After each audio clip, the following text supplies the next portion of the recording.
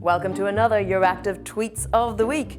This week, Weber snubs debate and does not speak, UK Secretary sacked over leak, and 15th birthday celebrations for the EU clique.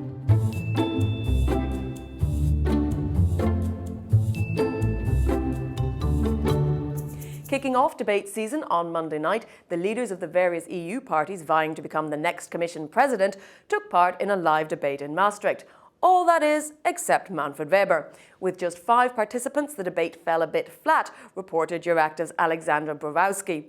Jennifer Rankin reported that the organisers of the Maastricht debate were not at all happy about Weber's decision not to take part. Thomas da Silva Rosa summed up what many viewers were thinking. The answer, Thomas, is apparently a Bavarian birthday party. American EU dude pointed out that Weber skipping the debate had been the main story and wondered if that was his strategy all along.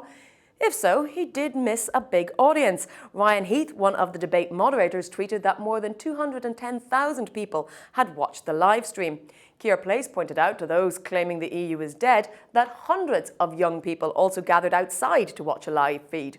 Following the debate, the party of the European Socialists couldn't wait to post that Frans Timmermans had won based on a Slido poll and added, "Would you guys mind turning up to the ballot box in 3 weeks?" However, as John Worth pointed out, the poll was far from scientific. No one, not candidates nor journalists, should make any reference whatsoever as to who won the debate based on the Slido poll, he said. To do so without referencing the absent security is fake news, which was, of course, one of the topics of the debate. All the more reason for everyone to get out and vote in the actual election in a few weeks' time. Turning now to the UK, where for once we are not talking about Brexit.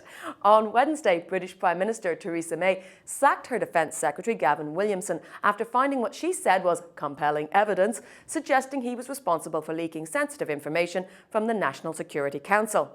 They say that all political careers end in failure, but this is bloody extraordinary, tweeted Nikki Campbell. Talk about pushing the self-destruct button. Graham Bannerman thought it was ironic that Williamson was fired over a security leak about something that was meant to be a security risk. The information Williamson allegedly provided to journalists was Theresa May's plan to use controversial Huawei equipment in the UK's 5G network. The Chinese firm has been accused of spying, something a lot of people felt was equally deserving of an investigation. Mick Twister's always wonderful limericks encapsulated the row.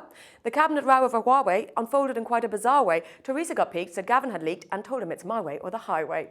And Natalie Rose said Williamson might be as thick as wood and bloody useless at his job, but she's not completely convinced he's guilty of espionage. Cue a lot of people saying he wouldn't know how.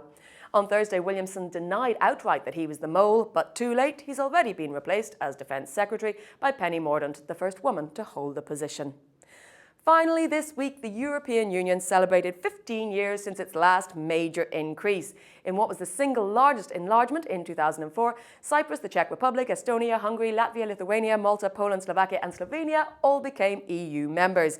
In those days, Europe really was a symbol of freedom, high standards, prosperity, modernity and security, tweeted Donald Tusk. Michel Barnier said every member state contributes with its history, identity and added value in building a common future together. The Irish Foreign Ministry tweeted a look back at the celebrations, and Gareth Harding said that despite the grumbling from both sides, the Big Bang enlargement had made the EU stronger and safer and allowed Europe to breathe with 2 lungs again after decades of division. Well, that's it for another episode. Do join me again next week and send in your suggestions using the hashtag EUTweets.